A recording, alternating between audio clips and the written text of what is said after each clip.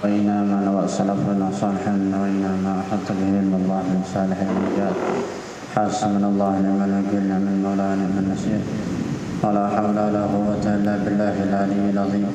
الفاتحة إلى حضرة حبيبنا وشفيعنا وقرة أعيننا ومولانا محمد صلى الله عليه وسلم ثم أرواح آبائه وأمهاته وإخوانه من الأنبياء والمرسلين وآل كل منهم وصحابة رسول الله والملائكة المقربين وساداتنا الصوفية المحققين أينما كانوا الشهداء والصالحين العارفين بالله والمقربين عند الله وجميع مشايخنا ومشايخهم ولمن أوصانا أوصاهم بالخير ولمن أوصانا أوصاهم بالدعاء وجميع آبائنا وأمهاتنا وأجدادنا جداتنا وأصولنا وفرينا شيء لا لنا ولهم ولهن. الفاتحة. أعوذ بالله من الشيطان الرجيم. بسم الله الرحمن الرحيم.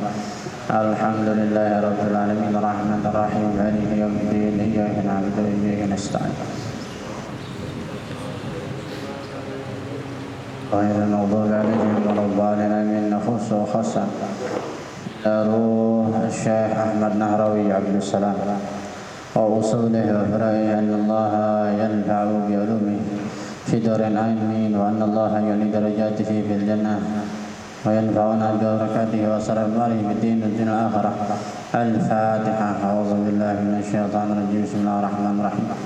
الحمد لله رب العالمين الرحمن الرحيم مالك يوم الدين إياك نعبد الصراط المستقيم صراط الذين أنعمت عليهم غير المغضوب عليهم ولا الضالين آمين.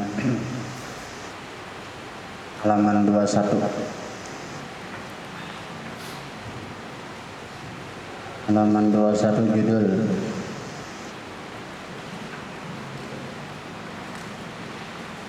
Al-Babul Awwalu Hayatus Syafi'i. Al-Babul Awwalu Hayatus Syafi'i. Alhamdulillah wa syukrulillah wa salatu wassalam ala rasulillah Muhammad bin Abdullah wa ala alihi wa sahbihi wa mawala wa la hawla wa la quwwata illa billah. Amma ba'du. Rabbi shrah li sadri wa yassir li amri wahdi qalbi wa saddid lisani bihaqqi sayyidina Muhammadin sallallahu alaihi wasallam. Allahumma inna nas'aluka al-futuh wal munuh wal rusukh tawbatan nasuh wa salah al-jasad wal ruh.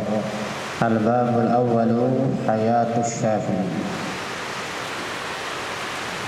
Kita masuk bab yang pertama.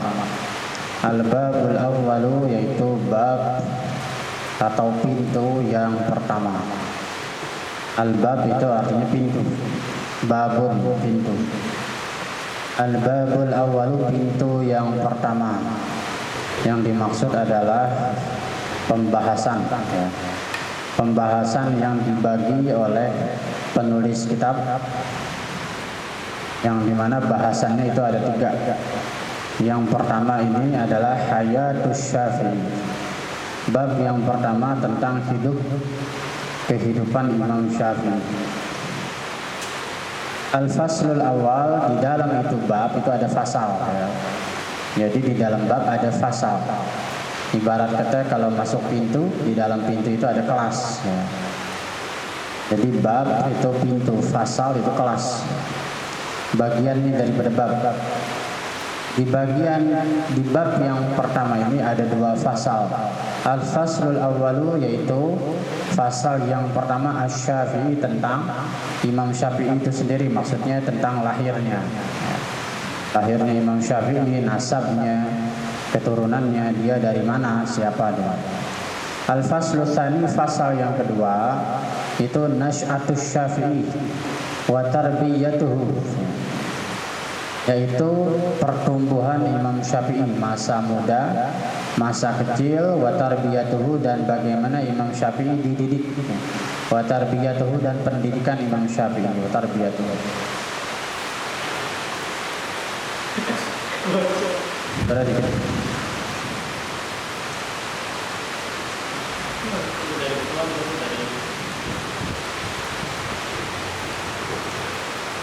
Dari rantai, awas basah tadi. Kemudian halaman 23-nya Al-faslul awwal, fasal yang pertama.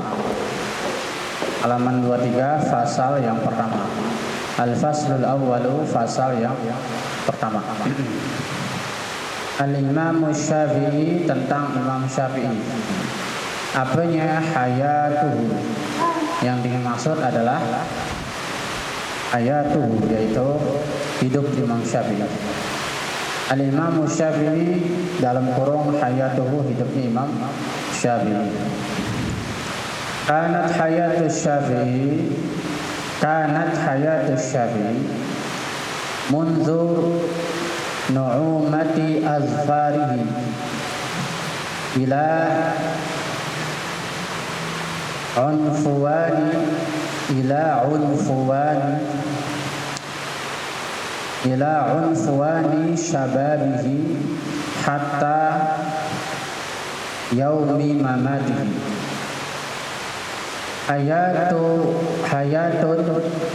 namuzajiyatun, hayatun namuzajiyatun fiha kullu ma'anil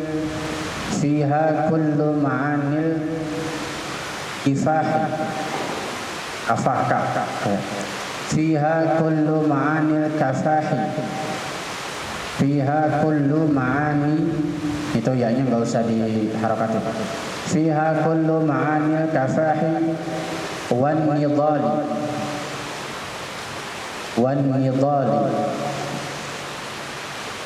wat tudhiyati wal fidai was sabri wal musabarati was syaja'ati war rajulati wal ikhlasi wat ta'ati wal isari wa inkariz zati. Kanat hayatu Syafi'i, kanat adalah hayatu Syafi'i, kehidupan Imam Syafi'i, munzu nu'umati azfarihi, ini artinya jadi satu nih, munzu nu'umati azfarihi, artinya tuh tiga kata itu semua jadi satu. Sejak usia muda, sejak usia muda. Munzu tuh arti asalnya semenjak ya. Nu'umati itu hidup yang penuh kenikmatan, maksudnya masa muda. Masa kecil, masa muda kan penuh kenikmatan ya. Enggak pernah punya beban, enggak tahu susah tuh anak kecil kan. Dari hidup itu nu'um, nikmat ya. Itu istilah ini. Ini kalimatnya kalimat cakep, kalimat prosa. Jadi Syekh Nahrawi Abdus Salam dari awal kita perhatiin itu kalimat-kalimatnya banyak berbentuk prosa atau syair. Pakai kalimat-kalimat ungkapan, majaziyah.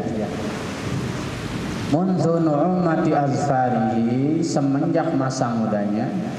Jadi nu'umah itu nikmat, azfar itu azfar, keberuntungan, kegembiraan, azfar.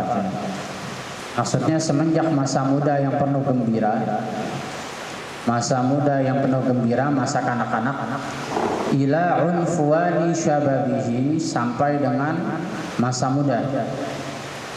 Unfuwan itu al-ibtida, permulaan. Ila unfuwani syababihi, sampai zaman ABG.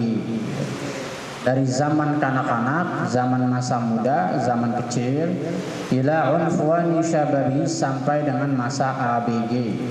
Unfuwan itu ibtida, masa permulaan. Syababihi, syabab itu pemuda. Jadi ini unfuwan syababih. Jadi ada dua ungkapan di sini. Munzu nu'umati asfari itu masa kanak-kanak. Unfuwani syababih masa ABG, masa muda. Hatta yaumi mamatihi, sampai dengan hari di mana beliau mati, wafat, mamat. Bahasa Arab tuh mati ya. Bahasa kita bilangnya wafat. Wafat bahasa Arab juga. Tapi di dalam bahasa Indonesia itu lebih sopan wafat daripada mati. Kalau mati itu untuk binatang, penempatan di bahasa Indonesia. Tapi kalau bahasa Arab mamat, mati ya mati. Mati itu bahasa Arab. Wafat juga bahasa Arab, semuanya bahasa Arab. Jadi mau dibilang mati juga sebenarnya boleh. Imam Syafi'i mati. Bahkan Rasulullah juga mati. Itu bahasa Arabnya ya. Yauma mata Rasulullah, tapi adab sebagai sopan santun biasanya ulama mengatakan wafat. Tuwfiya, diwafatkan. Tuwfiya, diwafatkan, itu kalimat-kalimat dalam kitab tuh biasa begitu. Tapi kalau ada kalimat yauma itu berarti yauma wafatihi, pada hari beliau wafat, yauma wafati. Atau kalau pakai fiil itu tuwfiya, diwafatkan. Tuwfiya, diwafatkan, maknanya bentuk fiilnya majhul. Tuwfiya, diwafatkan. Atau kalau pakai kalimat yaum kayak gini nih, yauma wafatihi, pada hari diwafatkan. Yauma wafat. Wafat sama diwafatkan sama ya. Artinya wafat yaitu diwafatkan. Mamatihi artinya mati, ya dimatikan maksudnya. Yang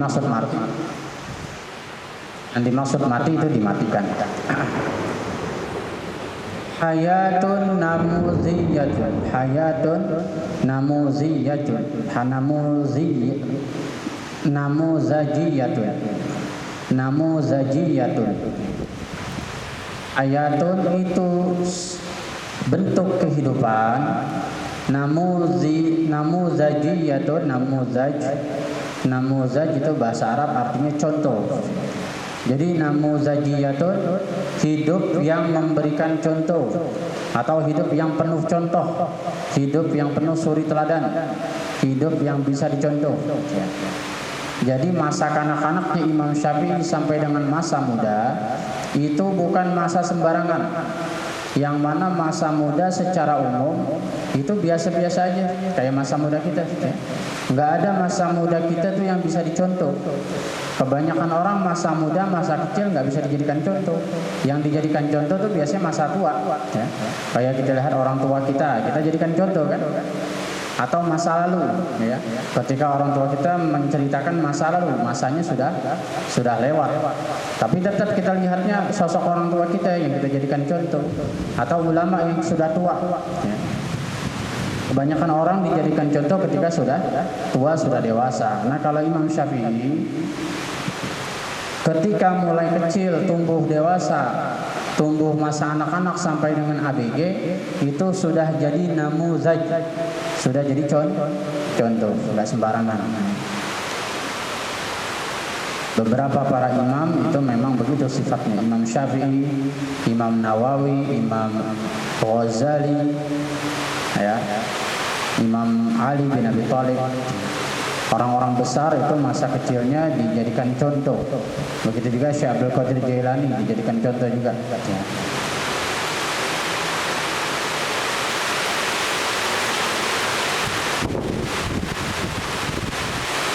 Itu ya, jendela. Erek sini.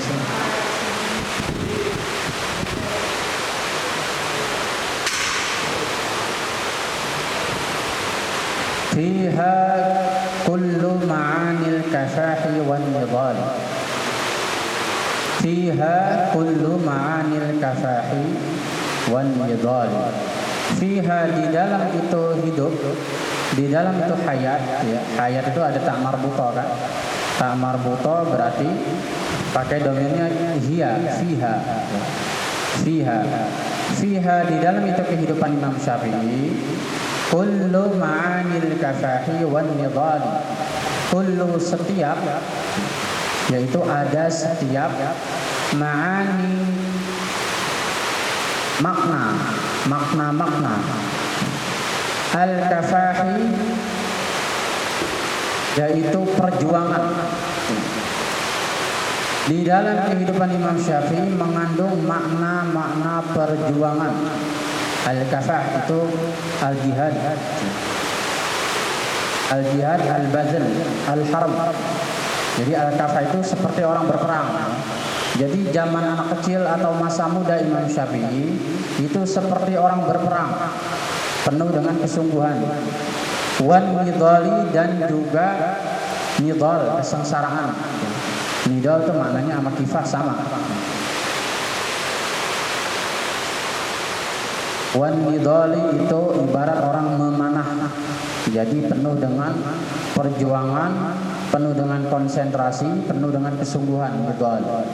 Nidal itu seperti orang memanah. Jadi kafah itu seperti orang berjihad, seperti orang berperang. Nidal seperti orang memanah. Orang kalau berjihad sama memanah itu berarti konsentrasi dan tidak buang-buang waktu. Tidak sia-sia, tidak ada main-main di situ.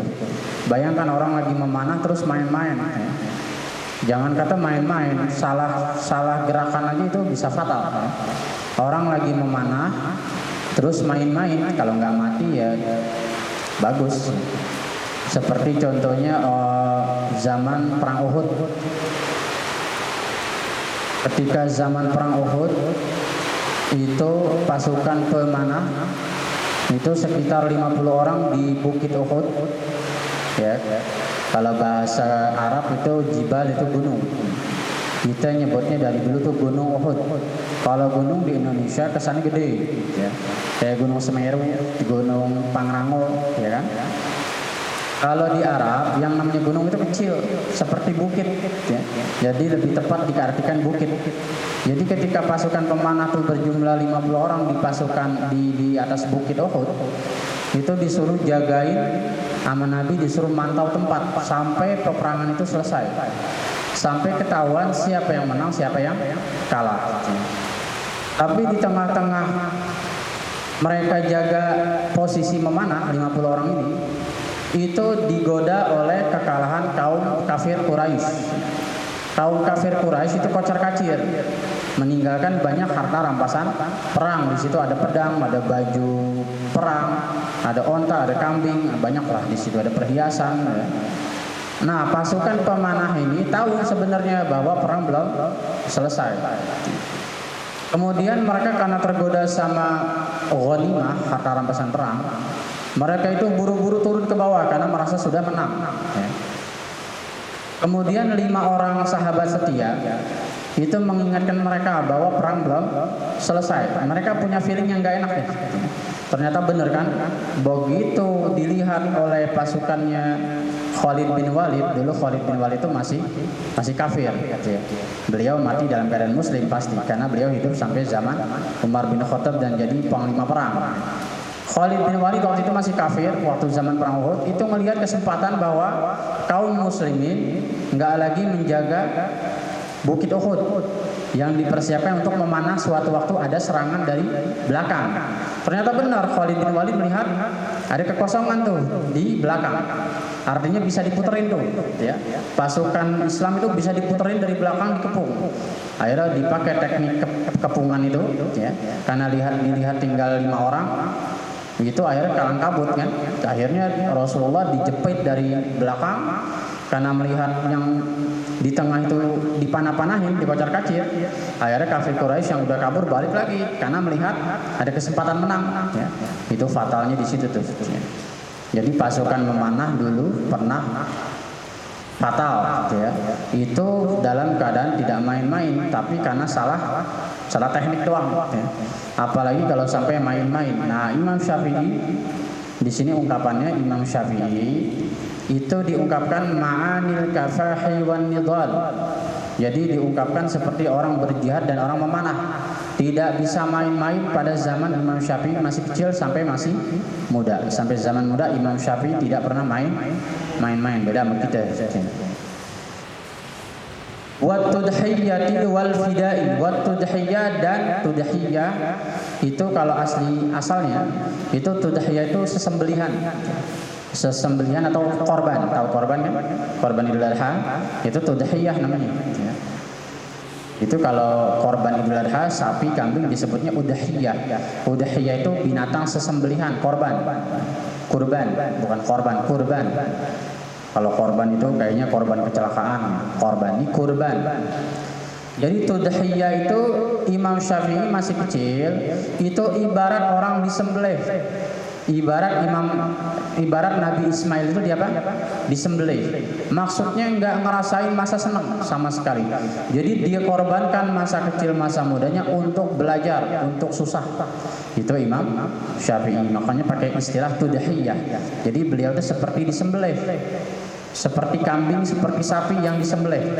Makanya istilah apa? Makanya filosofisnya Nabi Ismail disembelih itu maksudnya gimana? Jadi seorang bapak mengorbankan hidup anaknya, ya. Jadi kalau kita mau punya anak yang nabi juga sama seperti kita ini alim, ya. Nabi Ibrahim itu alim. Kemudian Nabi Ibrahim pengen zuriyahnya ini zuriyatan thayyibah, zuriyah yang bagus. Rabbi habli zuriyatan thayyibah. Jadi Nabi Ibrahim pengen zuriyahnya itu thayyibah, zuriyah yang bagus. Kemudian sesuai dengan kehendak Allah pengen menjadikan Ismail itu sebagai nabi.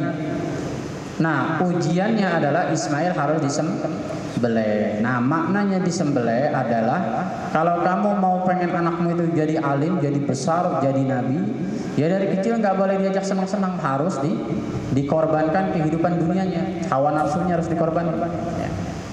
Jadi ada istilah dulu saya waktu jemput kiai ke pesantren Rofah. Pesantren Rofah itu di Atang Sanjaya, situ Atang Sanjaya itu di Parung, ya. Parung Panjang itu ada di situ kayak semacam komplek marinir, komplek TNI lah. Itu ada patung helikopter di situ. Bukan patung tapi helikopter beneran tapi dipajang. Itu di Atang Sanjaya di Parung. Itu kiainya namanya saya lupa. Dia punya pesantren namanya pesantren Rofah. Dia punya anak kalau nggak salah 6 atau 7. Terus kata dia tuh anaknya itu dari SD itu udah dibuang. Dari SD udah dibuang, dan dibuang itu jauh-jauh, ada yang di Qatar, ada yang di Madinah, ada yang di Mekah, ada yang di Hadramaut, ada yang di Mesir. Jadi setiap anak itu ada 6 itu dibuang, dipisah-pisahin, ya. Nggak satu kampus, nggak satu sekolah, tapi di berbagai negara. Ya, kebetulan memang beliau orang kaya juga, orang mampu. Jadi kalau kita orang mampu, kalau emang kebetulan kita orang mampu bisa biayain anak itu sekolah luar negeri, kalau bisa dari kecil udah dibuang kata dia. Bahkan emaknya tuh kalau sudah kelas 5 SD katanya udah nggak ngeliat anaknya lagi. Istri saya kalau anaknya udah lewat SD itu udah nggak ngeliat anaknya lagi sampai gede baru pulang. Dan itu bukan untuk negara, tapi dia mengabdikan nanti kalau dia pulang tuh anaknya ada yang jadi dokter, ada yang jadi ahli kitab, ada yang jadi ulama. Itu semuanya buat kebutuhan pesantren yang dia punya, ya. Namanya pesantren Rofah. Boleh dicek di Google, itu ada di Atang Sanjaya di Parung. Lupa saya nama kiai. Waktu itu diundang ke acara Masjid Sa'adatul Darain untuk Jaten waktu itu. Itu beliau karena beliau punya pesantren besar, beliau pengen tuh pesantren itu seperti Al-Azhar kata dia. Nanti ada fakultas kedokteran, ada fakultas kimia gitu-gitu, ya. Jadi anaknya tuh ada yang dikirim kemana, ke Amerika, ke Denmark, kemana. Nah, itu dari usia SD itu udah dibuang katanya. Jadi makna dibuang itu maksudnya apa? Jadi seorang orang tua, seorang bapak itu nggak usah menjadikan anak itu cengeng, ya. Kalau bisa begitu SMP dibuang, ya. Dibuang itu jangan dihiraukan, ya. Emang kayak gitu. Kalau kita mau belajar tuh jangan nyantri dikit-dikit ngerokok mulu, nyantri dikit-dikit megang HP. Kalau begitu ya mini, ya. Makanya pesantren-pesantren yang dekat sama masyarakat tuh biasa agak lambat pertumbuhannya. Tapi kalau pesantren-pesantren kampung, ya, yang dia dikurung kayak ninja gitu, kayak Shaolin, itu cepat jadinya. Karena dia di sini bahasanya tudhiyah. Kita kalau punya anak itu kalau bisa buangnya ke kampung, jangan dekat-dekat sini. Orang kampung buangnya ke Jakarta, bisa juga kayak gitu. Emang bagusnya gitu, pertukaran, ada pertukaran. Makanya ke anak-anak kiai kita nggak ada yang nyanterin di tempatnya sendiri, pasti dibuang kalau udah SMP kemana, ke Madinah, kemana. Tujuannya biar dia alim seperti bapaknya, dan biar nggak manja, ya. Jadi dia sudah pisah dari orang tua. Itu namanya tudhiyah, penuh dengan pengorbanan, ya. Jadi di sini bahasanya bahasa ungkapan. Al-kafah itu jihad maknanya. Nidal itu seperti rumah memanah, ya. Nidal itu rumah memanah. Tudhiyah itu seperti kurban, ya, makna Arabnya itu kurban. Jadi orang disembelih masa kecil. Jadi Imam Syafi'i ketika kecil sudah seperti orang disembelih. Kagak ada enak-enaknya hidupnya Imam Syafi'i, ya. Nggak ada enak-enaknya, kerjanya cuma belajar. Ya. Wal fidai, dan tebusan. Fida itu tebusan. Tebusan, tahu nggak tebusan? Kalau orang ditawan terus ditebus, ya. Misalkan begini, kita punya anak laki-laki, zaman perang nih misalkan, anak kita ditawan, jadi tawanan perang. Terus kita punya budak, kalau zaman dulu tuh, ya, kita punya budak, ditukar tuh budak sama anak kita. Terus kata yang nawan itu, saya minta budaknya 100. Karena anak-anak kita ini mulia, anak kita kan sifatnya hur, ya. anak kita itu sifatnya hur, itu merdeka. Orang merdeka biasanya nggak cukup cuma 1-2 budak, biasanya ditebusnya pakai 10 budak. Oke, saya bebaskan anak kamu, saya bebaskan anak kamu, ya satu orang tebusannya 10 budak. Bahkan pada zaman Nabi dulu itu ketika Nabi menikahi perempuan namanya Juwairiyah, ya, sebenarnya bukan nama asli itu, saya lupa namanya. Jadi Juwairiyah binti Al-Harith, silakan cari di sejarah istri-istri Nabi. Itu Juwairiyah binti Al-Harith, nama aslinya lupa. Itu Juwairiyah nama dari Nabi, artinya tetangga baru, ya. Juwairiyah binti Al-Harith ini kemudian waktu perang sama Nabi itu yang bawa tanduk itu dipanah, ya. Mati ceritanya. Dia ditinggal tuh, ditinggal di tanduk. Tahu kan orang dulu kan kalau ratu ditanduk kan, ya. Akhirnya yang Nabi itu dipanah sama Nabi, sama pasukan Nabi maksudnya. Terus perempuan ini ditinggal, ya. Nabi melihat ada perempuan, ya, perempuan. Nabi melihat kalau seandainya perempuan ini saya nikahin, ini kan dia anaknya raja, ya, anaknya Al-Harith, seorang raja besar. Pasti pasukannya juga ikut saya nih nanti masuk Islam, ya, pasti nyerah. Atau paling tidak saya dapat anaknya. Gitu. Suatu waktu bapaknya pasti nebus, ya, kalau misalkan saya jadikan tawanan. Akhirnya sama Nabi itu perempuan itu ditawan, dijadikan tawanan. Begitu perempuan itu dijadikan tawanan, bapaknya ngamuk-ngamuk, ya. Bebasin anak saya. Kata Nabi gini, kamu tanya aja anak kamu mau hidup sama saya apa mau hidup sama kamu. Ya. Begitu ditanya anaknya gimana, kamu mau hidup sama Muhammad atau mau hidup sama saya? Kata anaknya saya mau hidup sama Muhammad, mau jadi istrinya. Ya, mau jadi istrinya. Muhammad akhirnya pasukan segitu banyaknya itu katakanlah ada 1.000 orang, itu semuanya masuk Islam gara-gara anaknya Haris ini masuk Islam, jadi istrinya Nabi. Akhirnya Al-Haris ini tinggal sendirian, bukan sendirian benar, maksudnya tinggal beberapa punggawanya aja. Dari 1.000 orang tinggal katakanlah 100 orang. Akhirnya kata Al-Haris, saya minta tebusan dari anak saya 100 ekor unta. Satu unta kira-kira harganya berapa sekarang? Bisa 100 juta, 200 juta, ya. 100 ekor onta kali 200 juta berapa tuh? 200 berapa? Bisa 2 miliar atau 20 miliar, ya. Jadi Nabi kaya banget dulu. Akhirnya ditebus itu istri yang seharga 100 ekor unta. Itu tebusan namanya. Itu namanya fida, itu istilah-istilah dalam ilmu fikih, ya, ada. Jadi karena kita belajar fikih tentang Syafi'i, ini istilah-istilah kayak gini kita harus tahu. Al-kafah tadi apa? Jihad, ya. Wan nidal itu rumah, memanah. Wat tudhiyah itu maknanya korban. Terus wal fida itu maknanya tebusan.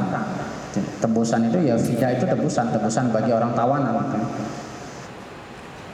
Jadi Imam Syafi'i masa kecil dan masa mudanya seperti orang ditawan. Dan Imam Syafi'i itu adalah tebusan buat hidupnya.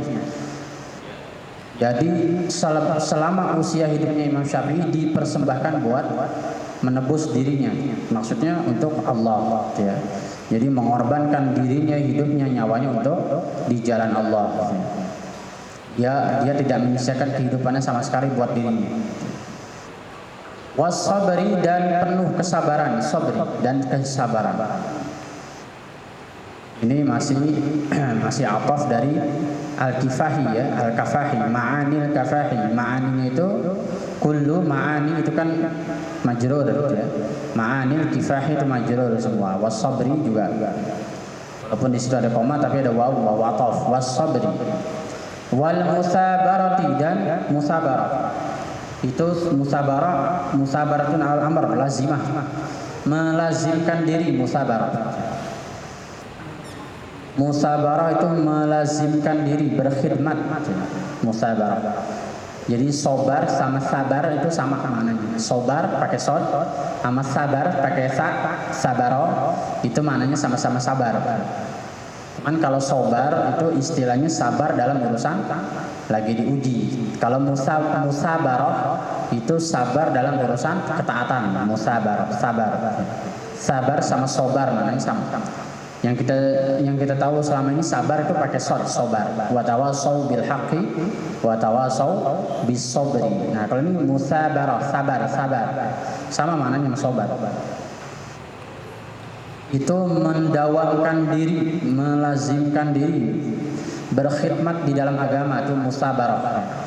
Wasyaja'ati, dan keberanian. Jadi hidupnya Imam Syafi'i menggambarkan makna-makna keberanian. Buktinya mana? Nanti dijelasin di depan. Jadi pada zaman Imam Syafi'i itu zamannya gonjang-ganjing masalah politik, ya, dan beliau bisa tumbuh dalam kesusahan itu. Ya.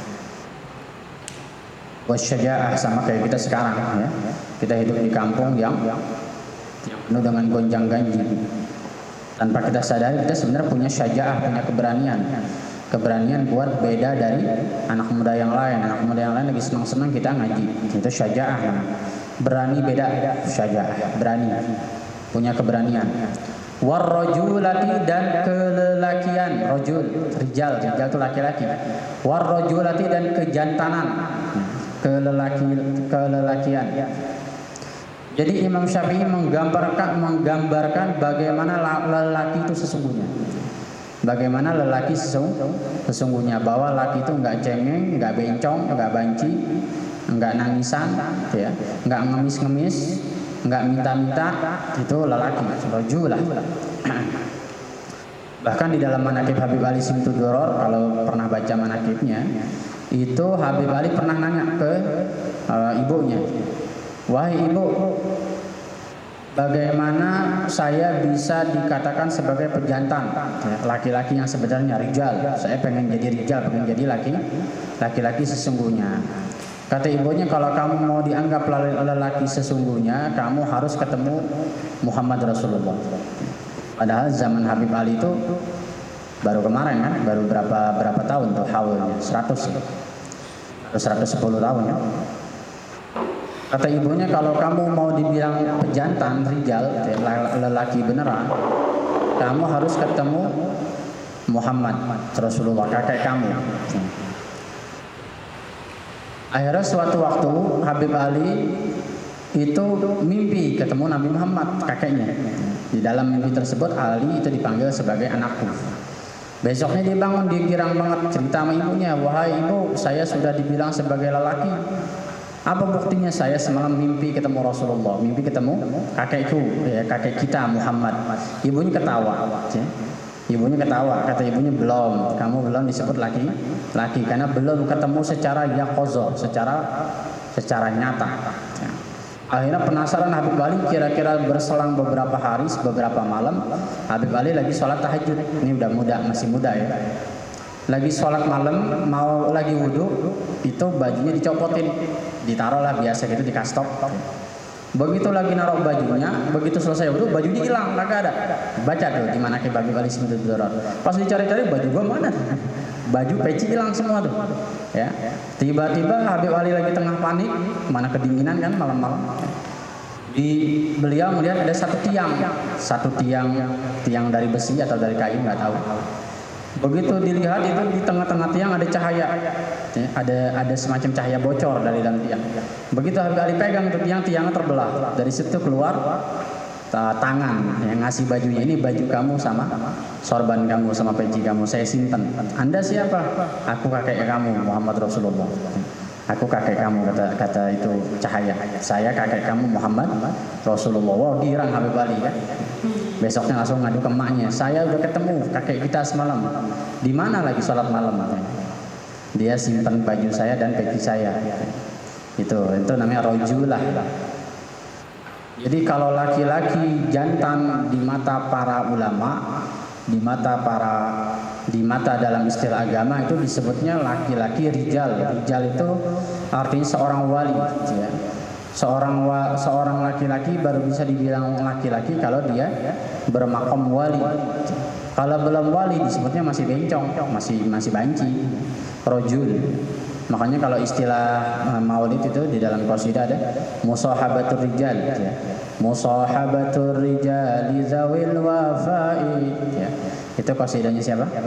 Habib Umar bin Hafiz. Musahabatur rijal, bersahabat dengan rijal, yang dimaksud adalah laki-laki, tapi bukan laki-laki biasa, tapi seorang wali. Makanya rijal.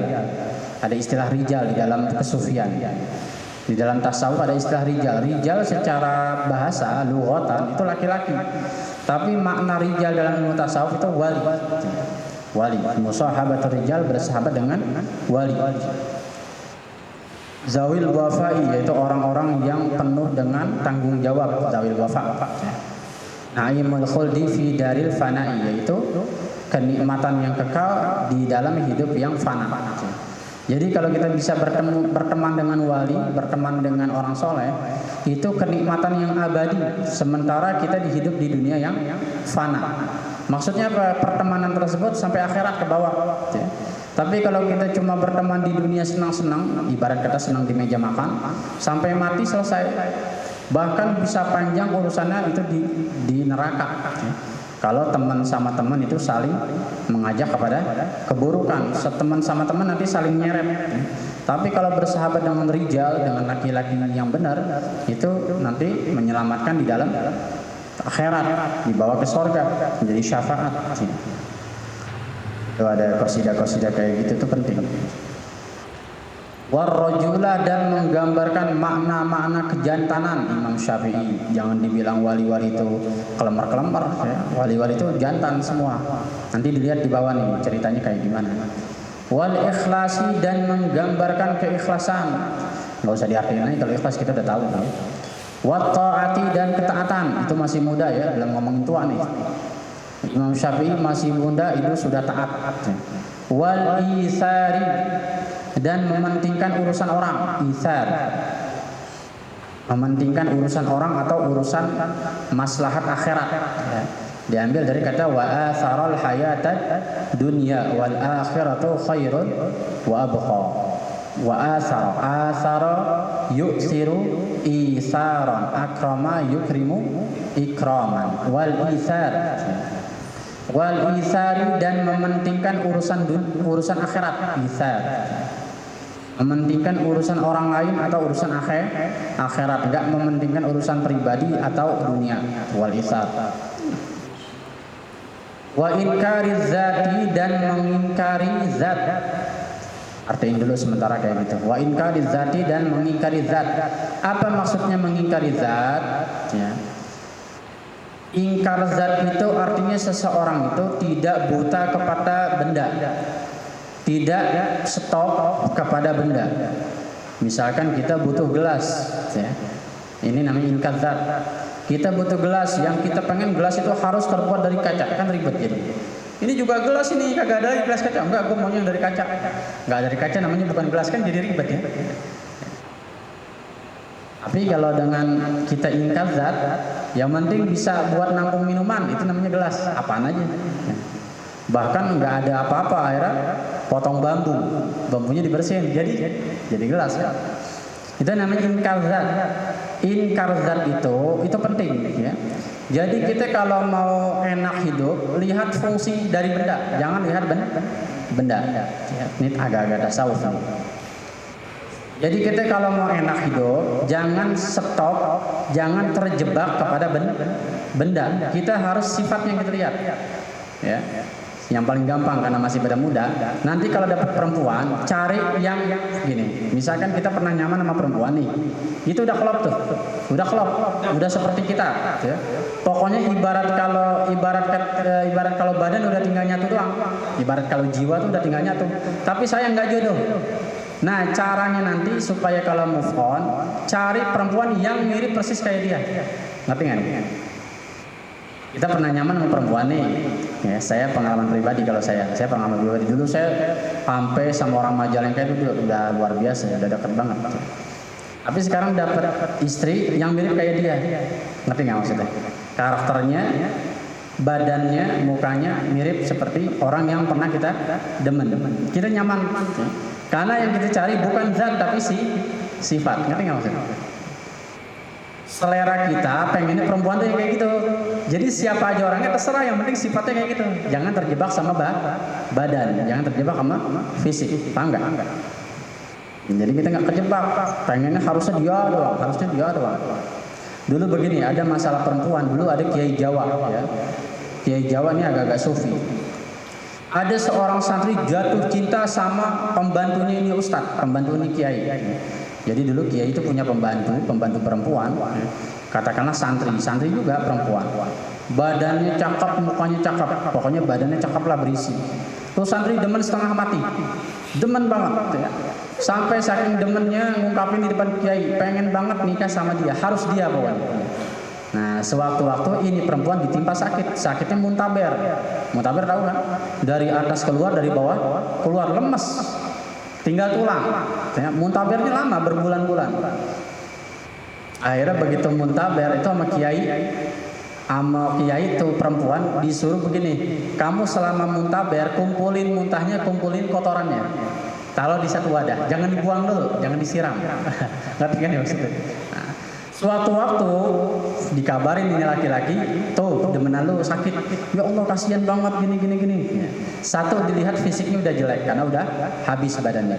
Yang kedua sama kiai gini, kiai saya nggak jadi dah nikah sama dia, kenapa? Ternyata dia nggak cakep-cakep banget karena udah sakit kan. Nah, kamu kalau mau nikah nih sama ini ya, saya kasih lihat ya. Begitu dibuka kotoran semua isinya. Maksudnya apa kiai? Ya, yang kamu suka selama ini adalah kotorannya. Ngerti nggak maksudnya?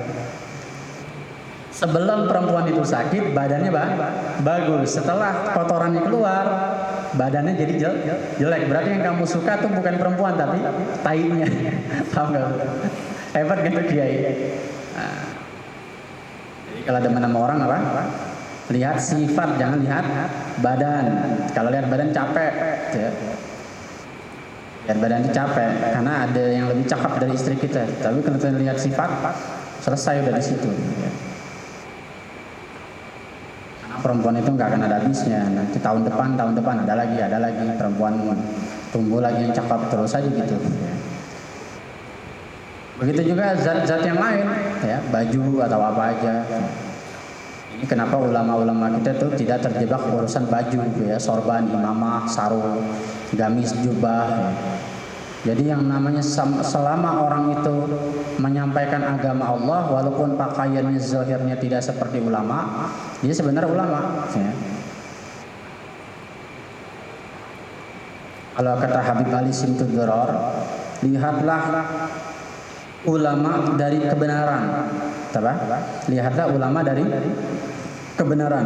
Jangan lihat kebenaran dari ulama. Bingung kan? Lihat ulama dari kebenaran. Jangan lihat kebenaran dari ulama. Bingung kan? Kan dua-duanya benar. Jangan lihat kebenaran itu dari ulama, tapi lihatlah ulama dari kebenaran. Maksudnya gimana? Lihatlah ulama dari kebenaran. Ketika orang itu ngomong benar, pada saat itu dia ulama, walaupun pakaiannya bukan ulama. Banyak yang kayak gitu. Tapi jangan terjebak kebenaran harus selalu dari ulama. Ya. Bisa aja orang yang bajunya seperti ulama pada saat waktu menyampaikan kebenaran yang kita sangka itu udah benar. Tadi nggak? Suatu waktu ternyata dia salah. Tadi nggak? Kita udah terlanjur terjebak dengan keulamaannya dia, karena bentukannya seperti ulama. Kita sangka benar, karena apa-apa yang keluar dari ulama harus benar kata kita. Padahal kata Habib Ali, jangan lihat kebenaran dari ulama, karena menurut kita ulama itu kayak gitu. Sehingga ketika keluar dari mulut yang kayak gitu, kita anggap benar dan mutlak benar. Tapi ketika ada kebenaran lewat ulama, ketika ada kebenaran yang benar tapi tidak berpakaian seperti ulama, kita nggak bisa melihat ulama di dalam diri orang tersebut. Itu kita kejebak namanya. Itu namanya inkar zat. Jadi Imam Syafi'i bisa inkar zat. Apa itu inkar zat? Itulah yang menyebabkan Imam Syafi'i adalah seorang imam yang gurunya paling banyak. Gurunya paling banyak karena beliau nggak pernah pilih-pilih guru. Jadi guru banyak itu perlu, ya. Biar pemahaman jadi luas. Punya guru agak kasar perlu juga, ya. Punya guru lembut perlu, ya. Jangan lempang terus punya guru, ya. Yang agak kasar boleh. Kita mau ngambil ilmu dari mana aja boleh, ya. Yang penting kita harus jadi diri sendiri. Nah itu Imam Syafi'i kayak gitu. Inkar zat, ingat itu. Inkar zat itu penting, ya. Jadi jangan lihat orang itu dari pakaian, dari muka, dari case, ya. Ya, apa yang disampaikan orang itu, siapa aja. Kafahun fi sabilil ilmi wal ma'rifati. Nah, udah agak dalam. Kafahun, memang Imam Syafi'i selain beliau imam fikih, beliau agak tasawuf, agak sufi beliau. Kafahun yaitu suatu perjuangan, kafahun suatu jihad, fi sabilil ilmi di dalam jalan ilmu, wal ma'rifati dan ma'rifat. Artinya aja ma'rifat gampang.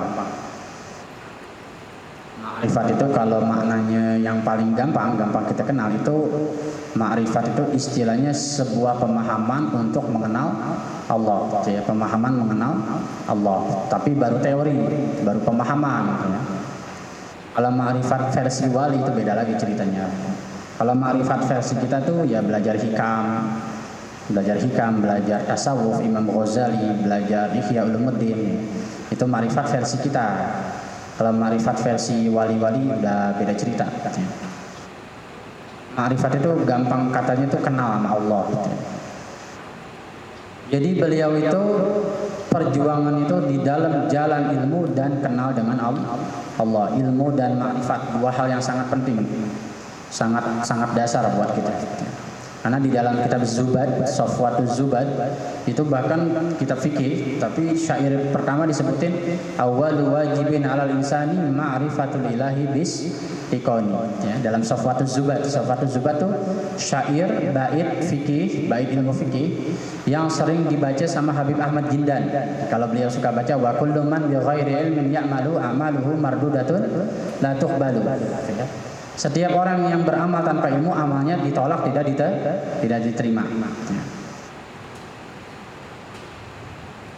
Wa alimun ilmihi lam ya'malan mu'azzabun min qabli ubadin wasan. Ya. Dan orang alim juga orang berilmu tapi nggak ngamalin, itu diazab sebelum para penyembah berhala. Jadi ibadah tanpa ilmu, ibadahnya ditolak. Kalau punya ilmu doang nggak diamalin juga masuk neraka sebelum penyembah berhala. Orang musyrik masuk neraka. Nah ini ulama yang nggak ngamalin ilmunya lebih dulu daripada orang musyrik. Ya. Habib Ahmad Jindan itu bukan kata Habib Ahmad Jindan, tapi adalah dalam kitab Safwatuz Zubad, kitab fikih itu. Tapi kitab fikih muqaddimah awalnya ma'rifatul ilahi bis tiqoni. Awwal wajibin 'alal insani ma'rifatul ilahi bis tiqoni. Sesuatu yang paling wajib buat manusia itu adalah mengenal Tuhan, mengenal Allah, ma'rifatul ilah bis tiqoni dengan seyakin-yakinnya, ya, dengan keyakinan yang benar. Jadi Imam Syafi'i punya keyakinan yang benar kepada Allah. Beliau tidak terjebak di dalam fikih, tapi tidak juga terjebak di dalam tasawuf, tidak terjebak di dalam kalam, tidak terjebak di dalam ilmu mantik, logika. Beliau murni ulama. Ibadah yang beliau lakukan murni pakai dalil, semua ada dalil. Dan semua dalilnya sudah diteliti. Dan setelah diteliti beliau amalkan, dijadikan mazhab. Itu Imam Syafi'i. Itu ma'rifat. Bagaimana Allah itu berhak disembah dan cara nyembah Allah itu yang sebenarnya bagaimana? Yang benar-benar qul in kuntum tuhibbunallah fattabi'uni yuhibbukumullah. Bagaimana caranya mengikuti Rasulullah, sunnahnya. Makanya beliau nanti dikenal dengan Nasirus Sunnah, penolong sunnah. Karena beliau tahu betul bagaimana cara nyembah Allah melalui Nabi Muhammad. Itu namanya ma'rifat. Itu versi gampang. Wa tudhiyatun difa'an 'anil haqqi wal 'adalati. Wa tudhiyatun. Nah ini dijelasin nih, tadi kan yang kita lihat tuh di atas tuh kafah, ya. Kafah, nidol, tudhiyah, fida yang tadi itu. Sober, wal musabarah, wasyaja'ah, warrujulah yang tadi itu ya. Nah ini lagi dijelasin maksudnya nih. Kafahun yang dimaksud jihad tadi, perjuangan tadi, masa hidup Imam Syafi'i yang sangat berat, itu yang dimaksud adalah berat fi sabilil ilmi wal ma'rifah, dalam menuntut ilmu dan ma'rifah, itu maksudnya. Wa tudhiyatun yang dimaksud dengan pengorbanan, tudhiyah yang tadi di atas itu, yang baris kedua, itu difa'an anil haq, membela kebenaran. Difa'an itu membela. Jadi garda terdepan, difa. Difa itu benteng tameng, ya, difa. Kayak kita lihat organisasi FPI, Front Pembela Islam, itu bahasa Arabnya Difa'ul Islamiyah, benteng Islam. Difa itu membela, menolak paling depan, front. Ya, dibilang Front Pembela Islam. Front itu artinya di depan. Frontal, orang yang paling frontal, menolak, gampang menolak. Difa, orang yang membela anil haq, akan kebenaran, wal adalati, dan keadilan. Jadi Imam Syafi'i itu membela kebenaran dan keadilan, kayak superhero gitu. Wasabrun, yang dimaksud dengan sabar, indas syada'idi wal mihani, yaitu ketika syada'idi, ketika masa-masa sulit. Syada'id itu diambil kata syadid. Syadid itu berat. Syadidul iqab, maha berat siksanya, syada'id. Ketika masa-masa berat, wal mihani, dan masa-masa fitnah. Mihan, fitnah. Mihan itu mihnatun, fitnah, ujian, fitnah. Wa syaja'atun, dan yang dimaksud keberanian itu fi muwajahatil mawaqifi wal azmati.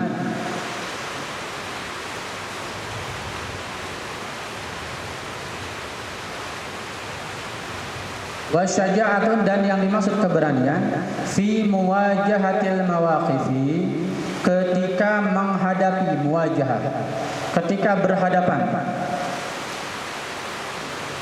Ketika berhadapan al-mawaqifi, dengan suatu keadaan, ya, dengan suatu keadaan, wal azmati, dan krisis. Jadi Imam Syafi'i pada masa hidupnya itu zaman krisis, zaman sangat susah. Udah beliau lahirnya miskin, orang tuanya miskin, hidupnya susah, pas di zaman yang susah juga Imam Syafi'i. Wa ikhlasun lillahi wa rasulihi, yang dimaksud ikhlas adalah lillahi wa rasulihi. Ikhlas itu artinya tulus. Yang dimaksud dengan ketulusan adalah lillahi wa rasulihi. Apa yang beliau lakukan itu karena Allah dan karena Rasul.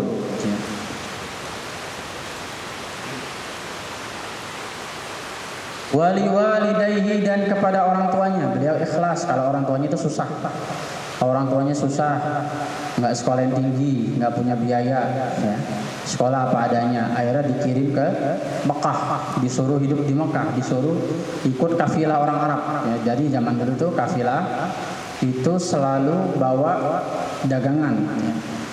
Itu suka kalau ada anak-anak mau belajar itu numpang sama kafilah itu, berlindung, ya. Kayak dulu cerita Syekh Abdul Qadir Jailani, pada usia 5 tahun itu ibunya titipin ke kafilah, ya. Kafilah dagang. Kafilah dagang itu nanti dia mau kemana nih? Misalkan dari Mesir itu ada kafilah mau ke Yaman atau mau ke Arab Saudi misalkan. Itu kita punya anak kecil, karena kita nggak mampu, nggak punya ongkos, kita titipin tuh sama kafilah, dikasih bekal doang dikit, ya. Ini saya kasih uang saku anak saya, dan saya kasih upah untuk nganterin anak saya ke sono ke Mekah, karena belum ada kendaraan. Zaman dulu pakai kafilah. Jadi anak kita tuh diikutin sama kafilah. Dan anak kita tuh biasanya dipekerjakan, suruh jagain kambing, disuruh ngangon sepanjang jalan tuh, disuruh jaga barang-barang, jadi karyawan gitu. Nanti begitu sampai Mekah itu dilepas sampai tujuan belajar di situ. Itu namanya kafilah. Itu wali walidayhi, dan Imam Syafi'i itu bersyukur, ikhlas akan keadaan kedua orang tua. Karena Imam Syafi'i ini imam yang miskin, saking miskinnya pulpen aja nggak punya. Ya. Zaman dulu jangan dipikir pulpen itu pakai tinta. Maksudnya pulpen itu zaman dulu tuh saking susahnya nggak punya besi buat, ya, kalau tinta tuh dia pakai semacam getah pohon, terus ditetesin, ditaruh di kertas. Nggak punya pulpen, nggak punya kertas. Saking nggak punya pulpen, nggak punya kertas, beliau itu cari alat yang agak keras dari besi, itu diraut jadi kayak pisau. Itu cara nyatetnya pakai pelepah pohon, terus dia ukir pakai pisau itu. Saking susahnya, nggak punya pulpen, akhirnya pakai pisau. Okay. Bukan pisau sebenarnya, tapi besi yang diraut, diasah, jadi tajam. Terus nyatetnya di pohon. Itu sekarang pulpen ada, buku ada, HP apalagi, tinggal foto. Males nyatetnya foto aja. Udah foto nggak mau ngapalin juga, kebangetan banget ya.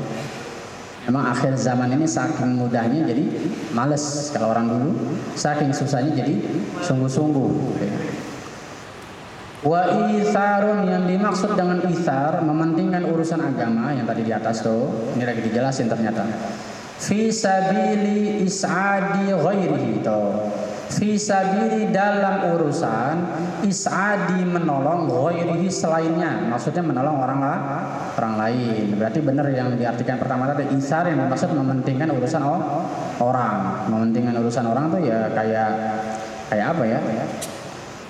Kayak kita punya duit tinggal 50-50-nya, ada yang minta ya. Ya kalau nggak ngasih 50, kasih dah 10.000, 20. Ya, saya nggak punya ini 50 banget, tinggal 50-50-nya nih buat bensin, saya kasih dah 20 atau 10. Itu namanya isar, mementingkan urusan orang ya.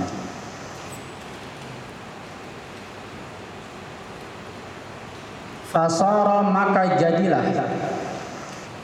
misalan, contoh, yuhtaza bihi, yang bisa dijadikan panutan. Imam Syafi'i adalah contoh yang bisa dijadikan panutan, nggak sembarangan Imam Syafi'i. Masa kecil dan masa ABG udah kayak gitu, gimana masa tuanya? Wa qudwatun, wa qudwatan boleh juga karena fasara misalan wa qudwatan, ya, itu atof dari misalan. Wa qudwatan, dan suri teladan. Likulli man, bagi setiap siapa saja, likulli, bagi setiap man, siapa saja.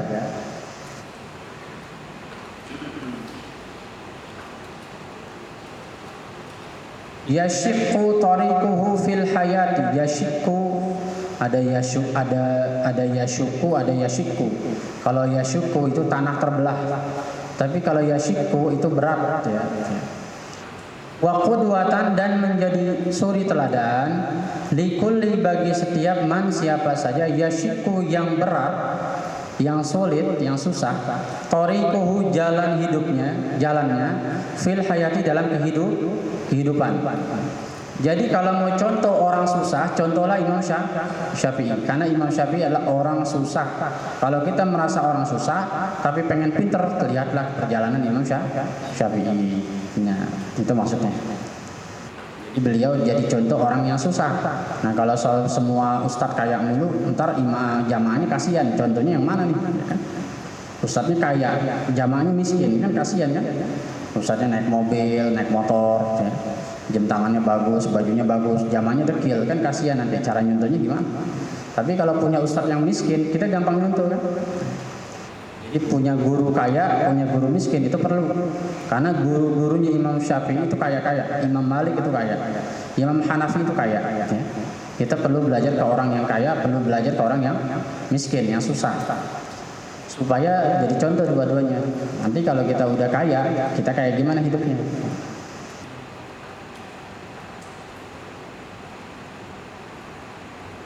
Wa yashqa min ajli hayatin karimatin syarifatin nafi'atin fid dini wad dunya wal akhirah. Kayak baca ratib.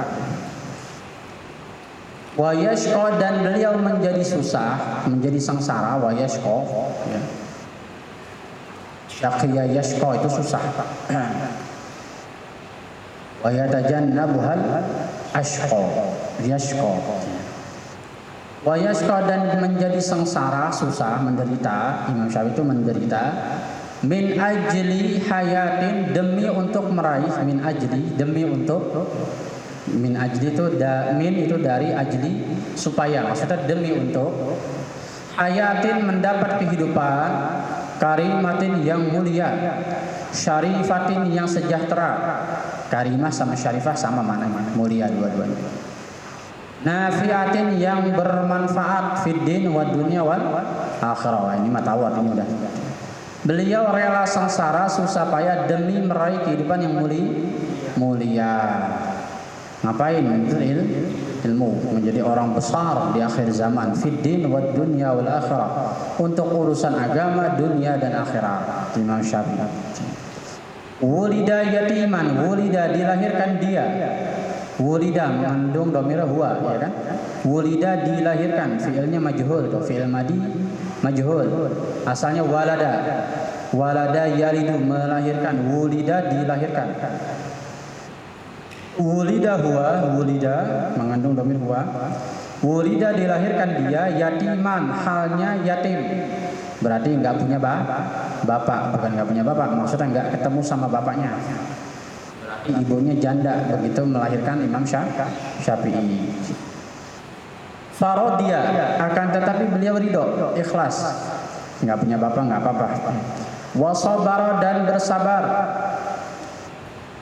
Wa wajahal faqra wal mihana was so'aba.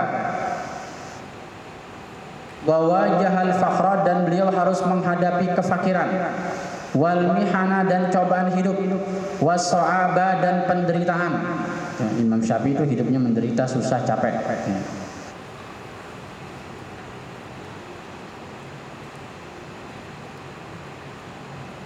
Falam yai'as walam yalin. Ingat tuh, falam itu ada amil jazm. Falam yai'as walam yalin, nggak boleh diharokatin tuh akhirnya, harus disukun. Falam, maka beliau tidak yai'as, berputus asa. Walam yalin, dan tidak menjadi melempem, yalin. Lana yalinu lina, artinya lunak. Ya. Madlayin, madlunak. Ya. Kalau kita belajar tajwid itu ada madlayin. As-salatu khairum minan naum. Naum, lunak. Madlayin, layin itu lunak. Lunak itu ya lunak, lembek. Walam yalin, dan dia tidak menjadi lembek, melempem, lunak. Tidak putus asa dan tidak lembek. Tetap beliau itu keras. Keras kepala. Keras kemauan maksudnya.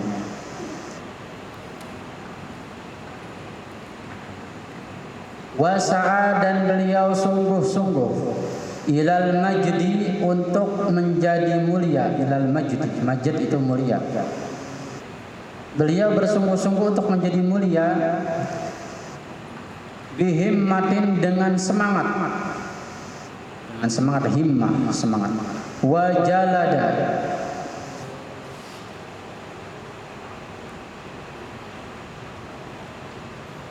wajalada, dan beliau memaksa diri. Jalada tuh diambil dari kata menguliti. Jilid itu kulit. Kalau kulit itu kalau mau disamakan dipaksa tuh, dikasih garam sama cabai, terus direndam sama air panas. Berarti yang dimaksud jalada itu menggembleng dirinya, memaksa. Ya. Memaksa dirinya, menggembleng dirinya. Waharabaz zurufa wa harabaz zurufa wa qahharaha. Qahhara itu pakai dhamir fa'ala yufa'il, farraha yufarriqu, qahhara.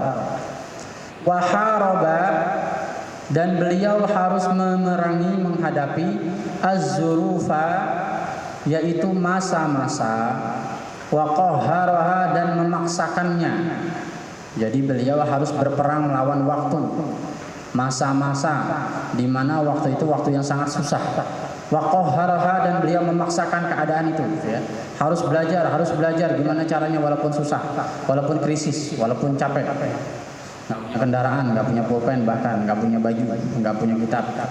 Sampai beliau mau belajar ke Imam Malik itu harus baca bukunya dulu, ya. Minjem selama 9 malam dan dihafal. Dihafal mungkin udah ditendang. Jadi beliau saking nggak punya kitab, itu dipinjamkan sama Imam Malik selama seminggu, 9 malam itu dihafal sama Imam Malik, sama Imam Syafi'i. Begitu masuk ke pondok Imam Malik itu beliau sudah dalam keadaan hafal. Ya. Kita dibeli kitab, nahunya salah mulu. Ya. Harus contoh tuh Imam Syafi'i, gimana caranya? Ya. Wadakhala, dan masuk maidanal ilmi, kepada medan ilmu. Maidan itu bahasa Arab, ya. Medan itu bahasa Arab. Maidan itu arena, maidan itu arena. Arena lomba maidan. Wadakhala, dan masuk maidanal ilmi, kepada arena ilmu, kepada dunia ilmu. Wal adabi, boleh pendek bacanya, adabi. Wal adabi, dan adab itu kalau kita tahunya sekarang tata krama, ya. Padahal secara luas adab itu bukan tata krama, tapi ilmu, disiplin ilmu namanya adab. Apa aja, ya. ilmu nahu, ilmu hadis, ilmu Quran, ilmu tasawuf itu disebutnya adab. Disiplin ilmu itu namanya adab. Jadi orang yang beradab adalah orang yang punya disiplin ilmu. Kalau dibilang percuma pinter kalau nggak beradab, mendingan banyak adab tapi nggak pinter. Ya dua-duanya harus penting. Yang namanya orang beradab itu biasanya karena dia tahu ilmu. Ya.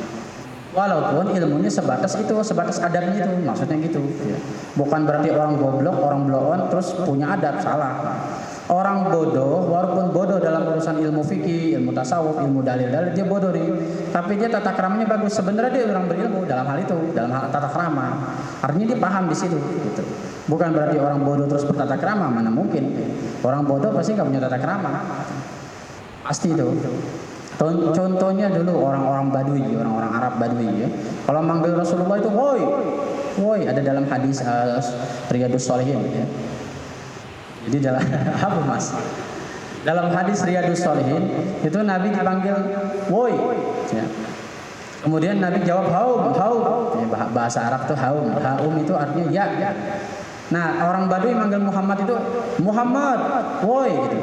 Terus Nabi jawab haum, ya, bahasa Arab juga itu haum. Nah orang Badui ngomong nadanya kencang, sama Nabi dikencangin lagi, dibalas pakai kencang.